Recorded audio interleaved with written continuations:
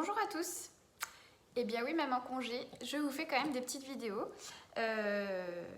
C'était important pour moi de garder le lien et donc voilà, je vais continuer jusqu'au mois de janvier de vous faire régulièrement des petites vidéos sur des thèmes qui me paraissent importants. Et aujourd'hui, je voulais vous parler des enfants parce que j'en reçois de plus en plus en consultation et je reçois surtout beaucoup de parents stressés et je voudrais justement qu'on puisse justement démêler le vrai du faux par rapport aux problèmes de poids qu'on peut rencontrer chez les enfants et qui pour moi ne sont pas réellement des problèmes et du stress que ça peut engendrer et chez l'enfant et chez les parents. Alors, je m'explique. Je vais vous prendre un exemple pour que vous puissiez comprendre un petit peu. J'ai une maman qui m'a appelée il n'y a pas longtemps parce que son enfant, alors quand je dis enfant, on va prendre large, on va prendre enfant, adolescent, parce que les suivis que j'ai, c'est à peu près entre 8 et 18 ans, on va dire. Donc cette jeune fille-là est allée chez son médecin traitant avec sa maman, et le médecin traitant a alerté un petit peu sur le poids, avec toute sa délicatesse, bien entendu, vous vous imaginez bien. Et en gros, voilà, il faut vite aller voir une diététicienne, il faut mettre en place un régime, quitte à la rentrée, demander à la cantine pour que l'enfant ait un repas différent des autres. Et si ça ne va pas, on envoie vers un médecin nutritionniste. Stop. C'est tout ce qu'il ne faut pas faire. Le problème, c'est que si vous partez dans cette démarche-là, je peux vous garantir que les séquelles psychologiques sur l'enfant à l'âge adulte, ils vont être terribles. On ne demande pas à la cantine un repas différent pour l'enfant, alors hormis, bien entendu, allergies alimentaires, etc. Mais je veux dire, on ne fait pas faire un menu différent pour un enfant pour qu'il perde du poids. Pardon. De toute façon, et je vais être très claire là-dessus, on ne fait pas perdre de poids à un enfant.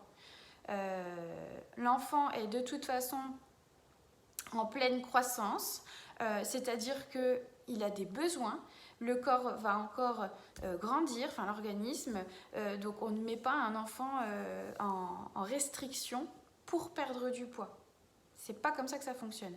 Et de toute façon, quand un enfant vient au cabinet, moi je demande toujours si la démarche, elle vient de lui ou si c'est les parents qui ont un petit peu forcé la main. Pourquoi ? Parce que la démarche, elle doit venir de l'enfant. Si l'enfant, lui, vous en parle, et ce qui est super quand ils arrivent à aborder le sujet avec vous, que c'est quelque chose qui l'embête, ou qui sent qu'il y a des moqueries, que lui ne se sent pas bien dans sa peau, et que lui, il veut rencontrer un professionnel de santé pour l'aider, ok. Quand la démarche, elle vient pas du tout de l'enfant, que l'enfant, lui, sent très bien qu'il est épanoui et qu'il n'y a pas de souci de santé, attention, parce que là, vous allez rentrer en opposition avec votre enfant, et c'est surtout que c'est là où ça peut être dangereux psychologiquement, c'est là où vous allez pouvoir déclencher derrière peut-être des troubles du comportement alimentaire. C'est quelque chose qu'on rencontre plus souvent chez les jeunes filles que chez les jeunes hommes, mais où en tout cas, si l'enfant, lui, se sent bien, je vois pas pourquoi il y aurait une consultation à mettre en place derrière. Et puis aussi,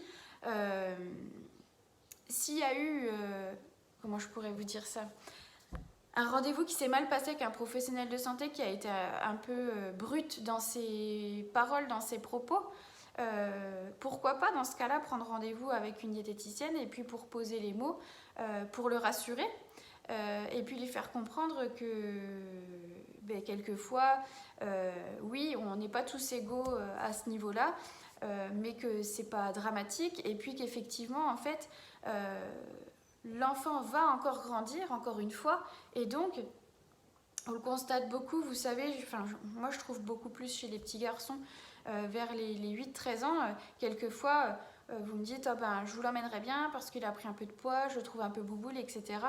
Le petit garçon, ils ont de 13-18, des fois des poussées de croissance, où même vous hallucinez parce qu'ils ont pris je ne sais combien de centimètres en très très peu de temps. Donc arrêtez de stresser avec ça. Le but, si vous m'emmenez votre enfant, ce n'est pas de lui faire perdre du poids, c'est de lui donner des connaissances, de le rassurer. Si lui a envie de venir, bien entendu, de commencer à lui inculquer des bonnes habitudes alimentaires qu'il pourra reproduire à l'âge adulte, mais c'est en aucun cas le priver de quoi que ce soit, le frustrer, etc. Parce qu'après, on va tomber dans l'effet inverse. Donc voilà, je voulais juste poser un peu les choses là-dessus parce que c'est vrai que je trouve quelquefois qu'il y a des paroles qui sont un peu dures avec les enfants et où en fait c'est le meilleur moyen de leur déclencher des troubles du comportement alimentaire derrière.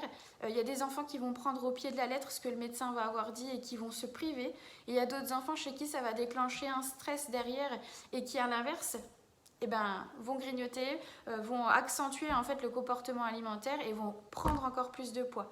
Donc s'il y a eu un traumatisme là-dessus, il n'y a pas de souci, vous pouvez venir me voir, on en discute, mais en aucun cas le poids doit devenir un stress ni chez l'enfant ni chez les parents. Voilà. S'il y a des petites questions comme d'habitude, vous me laissez un petit commentaire et j'y réponds avec plaisir. Je vous souhaite une très belle journée et je vous dis à bientôt.